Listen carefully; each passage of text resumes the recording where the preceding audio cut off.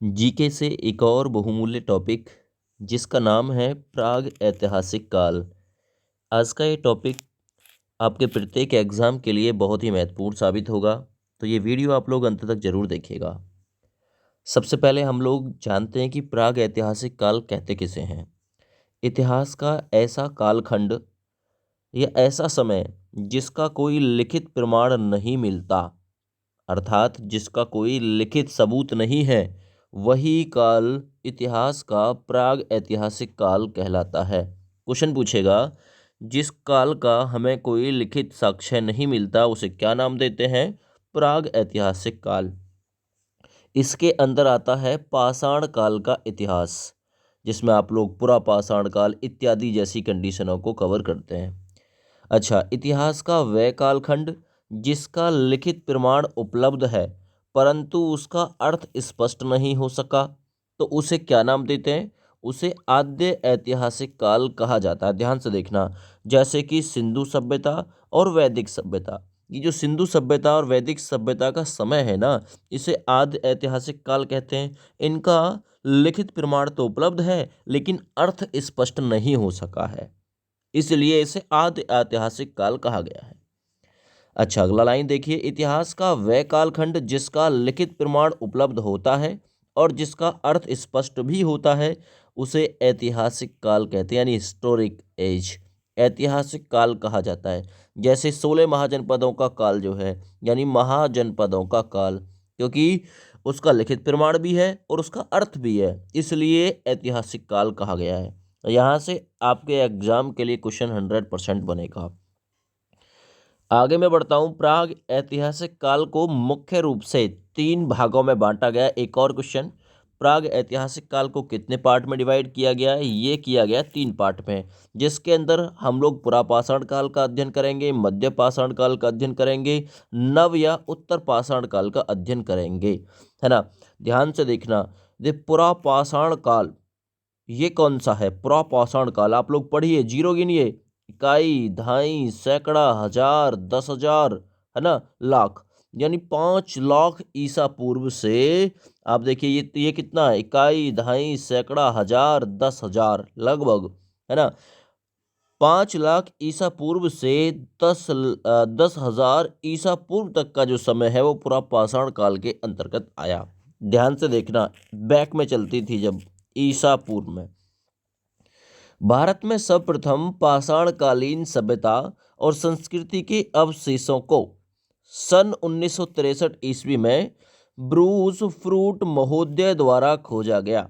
तो आपसे पूछेगा, सबसे पहले किसके द्वारा पाषाणकालीन सभ्यता और संस्कृति के अवशेषों को खोजा गया? तो वहाँ आंसर होगा ब्रूस फ्रूट। कब खोजा गया? 1863 ईस्वी में। आगे मैं बढ़ता हूँ। पुरापाषाण काल को 3 भागों में डिवाइड किया गया। ये जो पुरापाषाण काल है इसको भी 3 भागों में डिवाइड किया गया। कौन कौन सा भाग था? निम्न पुरापाषाण काल, मध्य पुरापाषाण काल और उच्च पुरापाषाण काल। यहाँ अगली लाइन देखिए, निम्न पुरापाषाण काल के स्थल वर्तमान पाकिस्तान के सोहन घाटी और महाराष्ट्र में पाए गए हैं। निम्न पुरापाषाण काल कहाँ पे है? तो याद रखना, वर्तमान में पाकिस्तान में, जिसके अंदर हम लोग सोहन घाटी और महाराष्ट्र में कुछ स्थलों का अध्ययन करते हैं। इस काल के कुछ लोग कुल्हाड़ी या हस्त कुठार यानी हैंड एक्स जिसे बोलते हैं, हम कुल्हाड़ी भी कह देते हैं, हस्त कुठार भी कह देते हैं, जिसे हम लोग हैंड एक्स भी कह देते हैं, विदारणी या क्लीवर और खंडक या गंडासा का प्रयोग करते थे, है ना। खंडक किसे कहते थे? गंडासा को। विदारणी किसे कहते थे? क्लीवर को, है ना। कुल्हाड़ी, हस्त कुठार या हैंड एक्स को कहते थे, याद रखना। इस काल के लोग ये प्रयोग करते थे इन चीज़ों का, याद रखना। भारत में प्राचीन हस्त कुठारा सोहन घाटी से प्राप्त हुआ है। अब ये कुठारा क्या है? कुल्हाड़ी कह सकते हो, है ना। हस्त कुठारा यानी हाथों का जो कुल्हाड़ी है वो सोहन घाटी से प्राप्त हुआ था प्राचीन काल में भारत में, याद रखना। कुल्हाड़ी कहाँ से मिली है? सोहन घाटी से मिली है। हस्त कुठारा कहाँ से मिला है? सोहन घाटी से मिला है। आगे, उत्तर प्रदेश के वेलन घाटी के लोग या वेलन घाटी के लोहदा नाला से पशु की हड्डी की बनी मूर्ति प्राप्त हुई है। आपसे पूछेगा, पशु की हड्डी की बनी मूर्ति ये कहाँ से प्राप्त हुई है? तो याद रखना वेलन घाटी है, कहाँ पे? यूपी में। और बेलन घाटी का भी एक लोहदा नाला यहाँ से प्राप्त हुई थी पशु की हड्डी की बनी हुई मूर्ति। आगे बढ़ते हैं। मध्य प्रदेश के हथनौरा से हाथी का सबसे पुराना जीवाश्म प्राप्त हुआ। आपसे पूछेगा हाथी का सबसे पुराना जीवाश्म, जीवाश्म का मतलब शरीर कह सकते हैं, है ना। जीवाश्म कहाँ से प्राप्त हुआ? एमपी मध्य प्रदेश से। और वहाँ भी कहाँ से? हथनौरा से प्राप्त हुआ था, याद रखना। आगे, मध्य पुरापाषाण काल के औजार मुख्यतः क्या थे? ये थे सल्क, है ना, सल्क कह सकते हो, जिसे फ्लेक कहते हैं अंग्रेजी में, से निर्मित हुआ था। तो मध्य पुरापाषाण काल के जो औजार थे वो मुख्यतः सिल्क या फ्लेक से निर्मित हुए थे। इसलिए इस संस्कृति को फलक संस्कृति के नाम से भी जाना गया। मध्य पुरापाषाण काल के औजार बनते थे सल्क से, याद रखना, पूछ सकता है। मध्य पुरापाषाण काल यहाँ नियांडरथाल मानव का था।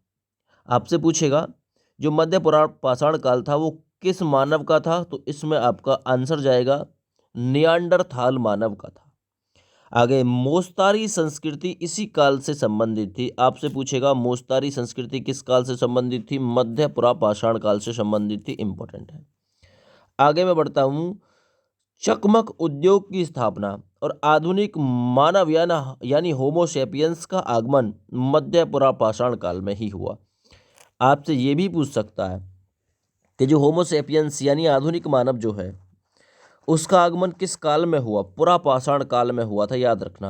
और चकमक उद्योग की स्थापना किस काल में हुई थी, है ना? आधुनिक मानव का आगमन ये पुरापाषाण काल में हुआ था। यहाँ से आपके एग्जाम का क्वेश्चन बनेगा।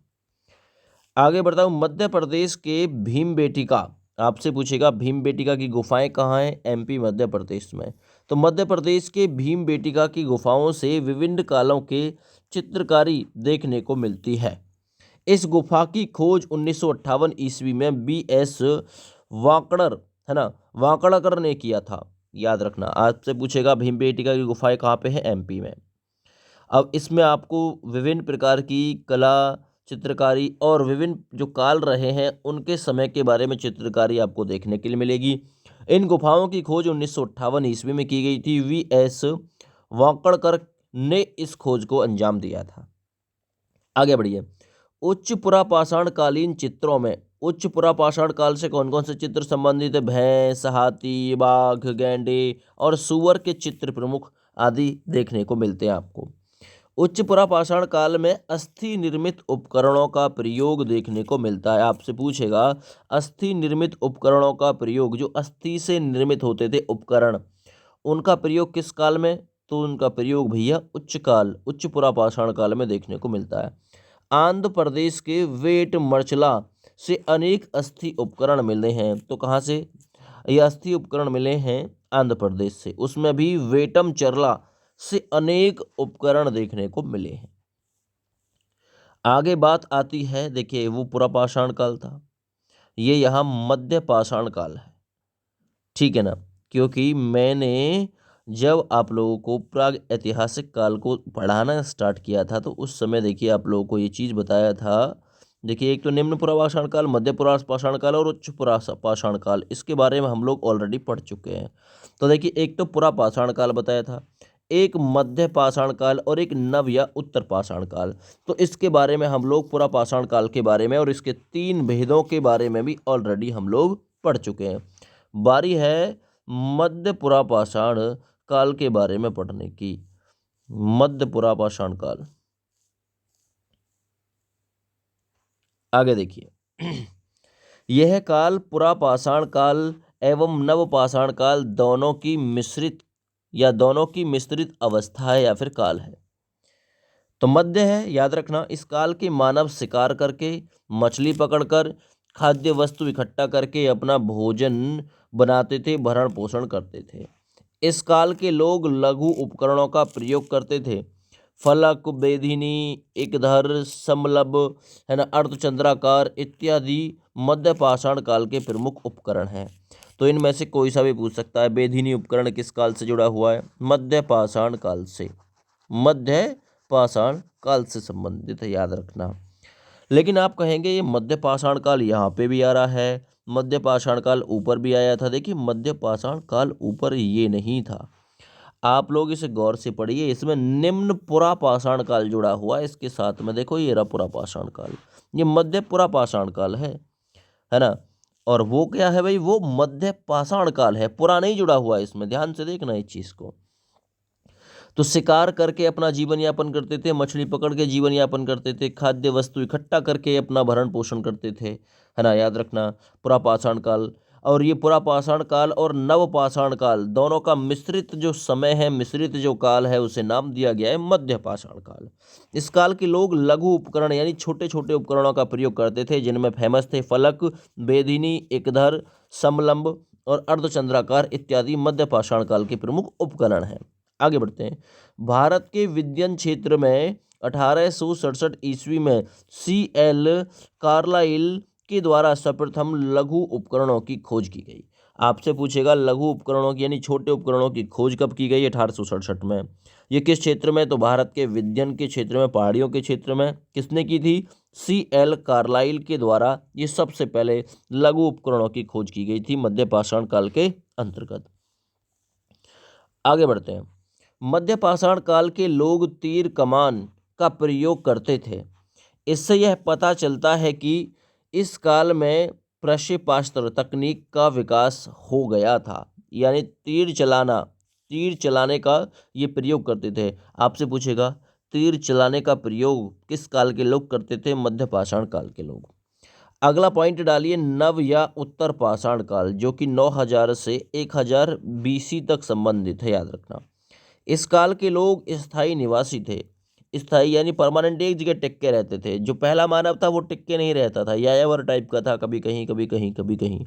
लेकिन नव या उत्तर पाषाण काल के लोग टिक के रहते थे। इसी काल में सर्वप्रथम मानव ने कुत्ते को पालतू पशु बनाया।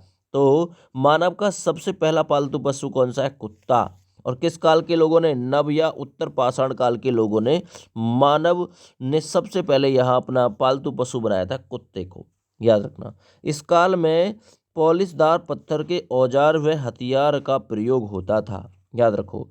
नवपाषाण काल के प्रमुख या नवपाषाण काल की जो प्रमुख विशेषताएं, उनमें आप लोग क्या क्या कह सकते हो?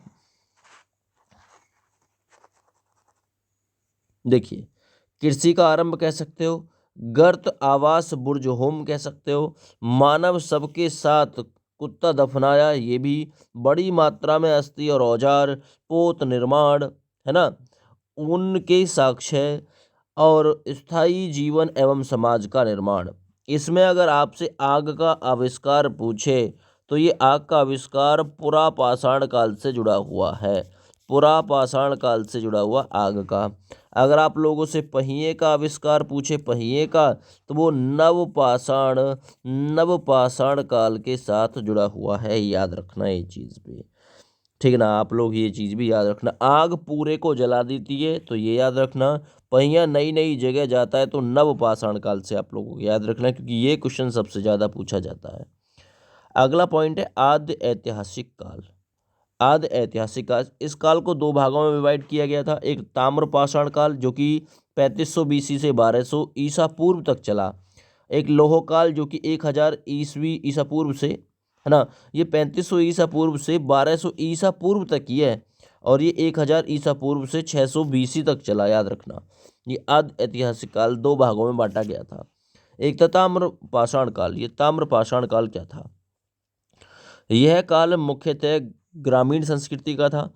इस क्षेत्रीय संस्कृति कृषक संस्कृति और पशुचारिक संस्कृति के नाम से भी जाना जाता है ताम्रपाषाण काल को। ताम्रपाषाण काल के लोग तांबा और पाषाण अर्थात पत्थर का साथ साथ प्रयोग करते थे। दक्षिण पूर्वी राजस्थान की संस्कृति को आहार संस्कृति कहा जाता था। तो आपसे पूछेगा दक्षिण पूर्वी राजस्थान की संस्कृति को क्या कहा जाता था? आहार कहा जाता था। आहार का प्राचीन नाम ताम्बत्ती, है ना, तांबा बत्ती होता था। सर्वप्रथम तांबा धातु का प्रयोग किया गया था। तो मनुष्य के द्वारा सबसे पहले किस धातु का प्रयोग किया गया? तांबा। और सर्वप्रथम कुल्हाड़ी बनाया गया था, सबसे पहले यंत्र चलाया गया था कुल्हाड़ी। इसका साक्ष्य तमिलनाडु के अरितपक्कम से मिलता है, याद रखना। ताम्रपाषाण काल में अग्नि पूजा का प्रचलन था। तो आपसे पूछेगा किसका प्रचलन था? अग्नि पूजा का। और इस काल के लोग लाल मृद भांडों का प्रयोग करते थे। देखिए, ताम्रपाषाण काल के जो लोग थे वो लाल मृद भांडों का प्रयोग करते थे। ताम्रपाषाण काल में धार्मिक संप्रदाय का प्रतीक वृषभ वृषभ अर्थात बैल था। और इस काल के लोग मातृ देवी की पूजा करते थे। ताम्रपाषाण काल के लोग, याद रखना। लोह काल, दक्षिण भारत में लोह काल महापाषाण संस्कृति के समकालीन था। उत्तर भारत में लोह काल के साथ साथ हाथ से बना हुआ मृद भांड भी प्रचलित था। हाथ से बना हुआ मृद भांड कब प्रचलित था? लोह काल में। तो ये कुछ इंपॉर्टेंट जानकारी थी आपके एग्जाम के लिए।